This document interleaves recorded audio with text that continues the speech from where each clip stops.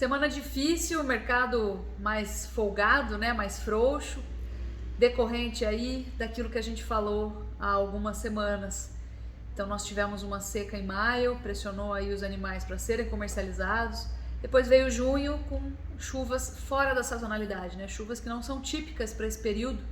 E agora chegou julho, entrou julho, secou de novo, aquele resto de oferta acabou entrando aí, está segurando as escalas um pouquinho mais alongadas, não muito, não tão escandalosas assim, mas elas estão mais alongadas, tá certo?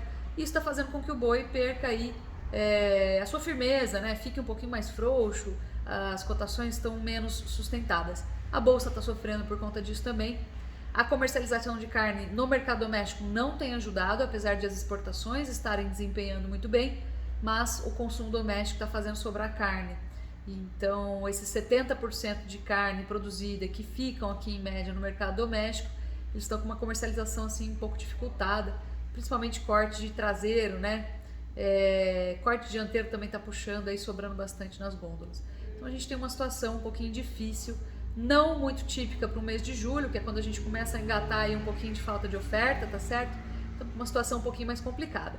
Nossa visão, que o pessoal tem perguntado muito pra gente, né? Como é que vai ser daqui até o fim do ano? Olha, a gente tá com um sentimento assim de que o boi precisa corrigir um pouquinho para cima para respeitar alguns pontos. O primeiro deles é o próprio cenário inflacionário, né, que está pressionando muito aí os custos de produção para cima.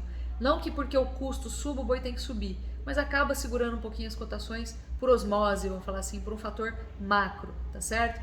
Em segundo lugar, a própria entre-safra, né? A gente tem um segundo semestre entrando agora, a gente sabe que a comercialização aí de insumos nutricionais, suplementação foi um pouco mais fraca no primeiro semestre, a gente vê isso nos números aqui que a gente acompanha de animais confinados, estão projetando uma quedazinha para o volume de animais confinados no segundo semestre, e essa queda vai começar a fazer força, né, a se fazer sentir de agora para frente, tá? Principalmente agora que a conta acabou complicando um pouquinho mais por conta dessa frouxidão do preço do boi.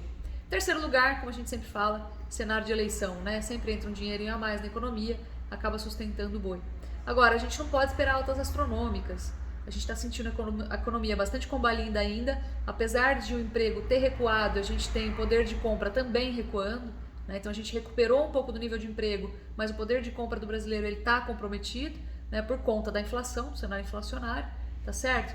E fora isso a gente tem uma oferta um pouco maior, a gente já sabe, ciclo pecuário, modo geral, tá? Saiam agora da sazonalidade, vamos entrar num fator mais macro, tá? De oferta. Oferta aí girando o ciclo pecuário em fase de baixa, em que a gente tem um pouquinho mais de facilidade para encontrar reposição, por exemplo. Então, entre um bom momento, a resposta do confinamento ela acaba sendo mais rápida, se esse bom momento chegar. Então, a gente ainda está vislumbrando aí um cenário não de explosão de preços para o segundo semestre, mas ainda assim sustentado pelos fatores que a gente falou. Então, cautela. É fase de baixa de ciclo pecuário, mas ainda em fase de baixa a gente costuma ver sazonalidade imperar, ou seja, primeiro semestre com mais oferta, segundo semestre com menos oferta, pressionando os valores para cima, mas com ímpeto de alta mais comedido, exatamente pela fase de baixa de ciclo pecuário e também pelo poder de compra do brasileiro que está um pouquinho comprometido. Tá bom? Esse é o nosso cenário da semana, logo a gente volta. Até mais.